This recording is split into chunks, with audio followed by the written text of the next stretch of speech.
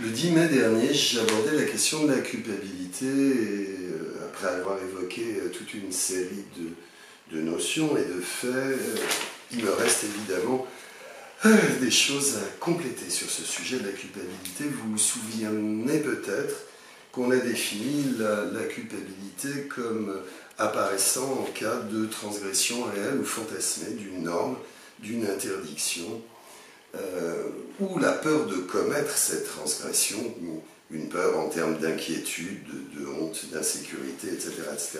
Je ne reviens pas sur toutes les hypothèses évoquées sur l'égocentrisme, le besoin de sens, la faible estime de soi, la dépendance affective, l'éducation coercitive, l'hyper-responsabilisation, le perfectionnisme. Voilà, autant d'hypothèses qui ont été évoquées dans cette vidéo du 10 mai. Là, je voudrais, dans ce nouveau temps, distinguer ce qu'on pourrait appeler une bonne culpabilité, d'une culpabilité noire, avec tous les guillemets autour de ce terme, et puis évoquer des pistes pour sortir de la culpabilité. Alors, tout d'abord, on ne peut que rappeler le point de vue psychanalytique. La culpabilité, elle est du côté de la conscience morale. Et cette conscience morale, elle est liée à la formation du surmoi, de ce que la psychanalyse appelle le surmoi, ce siège de la morale, ce siège des interdits, ce siège dans lequel nous avons intériorisé les interdits parentaux. En fait, on peut se dire que ce surmoi, il a une fonction, évidemment, dans la vie de tous les jours. Ça nous permet de poser des limites, ça nous permet de vivre en société sans morale, sans normes, sans principes, et sans une certaine dose de culpabilité, pas de vie sociale. C'est sans doute cette culpabilité-là qui nous permet de nous remettre en question, qui permet de vivre en société, je le disais à l'instant, mais qui permet aussi d'évoluer, de changer. On est du côté de la bonne culpabilité. Parlons de l'autre, de cette culpabilité qui entraîne et qui, elle, a des conséquences névrotiques, voire psychotiques, des suicides, etc., etc. Alors, on a la première piste, celle de la fameuse pédagogie noire que Alice Miller décrit au début des années 70. En gros, cette éducation à l'ancienne, avec des coups, avec des humiliations, et qui entraîne et qui génère de la soumission pour celui ou celle qui est éduqué de cette façon-là. D'après elle, d'ailleurs, c'est cette forme d'éducation qui amène des gens à se soumettre, à accepter ce qui est inacceptable du point de vue de la société.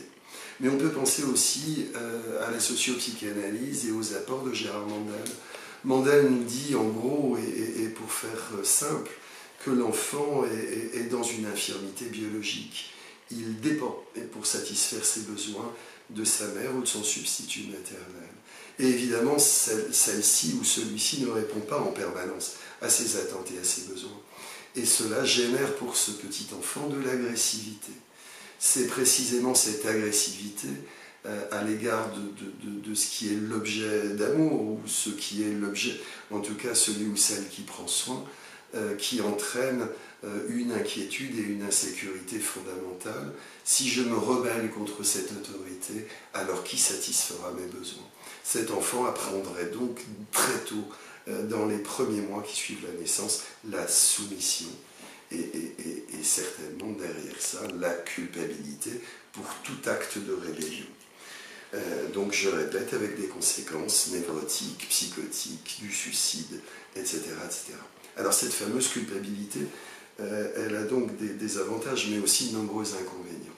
Alors sortir de la culpabilité, en tout cas, sortir de la culpabilité systématique, de la culpabilité névrotique. Quelques pistes. Du côté du parent d'abord, qui ne voudrait pas imposer ça à son enfant, ou du maître, ou de celui qui prend soin de l'enfant, deux petites pistes. D'abord, éviter cette éducation coercitive et aller plutôt vers une forme d'éducation bien traitante, mais aussi être capable de donner des signes de reconnaissance conditionnels positifs. J'ai évoqué ce sujet précédemment. En clair, sanctionner des actes, mais non pas une personne, se refuser à l'humiliation, se refuser à un un jugement de la personne. Ça, c'est du côté du parent ou de l'éducateur. Pour ce qui concerne les personnes, eh bien, quelques pistes, s'orienter sur la solution plutôt que s'orienter sur le problème. Ne pas ressasser, ne pas ruminer indéfiniment les fautes, mais plutôt chercher à réparer, en fait retrouver un pouvoir d'action. Lutter contre la peur de déplaire. Bon nombre de nos actions sont là pour être reconnues, aimées, acceptées. Eh bien, sortir de ce désir de plaire permanent qui entraîne la culpabilité, c'est développer de l'affirmation de soi. C'est aussi aller chercher et recevoir de l'amour, distinguer ce qui dépend de nous de ce qui ne dépend pas de nous. Ne pas faire du problème de l'autre son propre problème. Distinguer les transgressions réelles et imaginaires.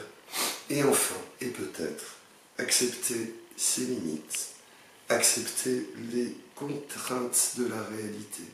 Autrement dit, apprendre à se dire que l'on peut être une bonne personne sans être parfait à tout moment. Je peux être quelqu'un de bien, même si tout n'est pas parfait toujours.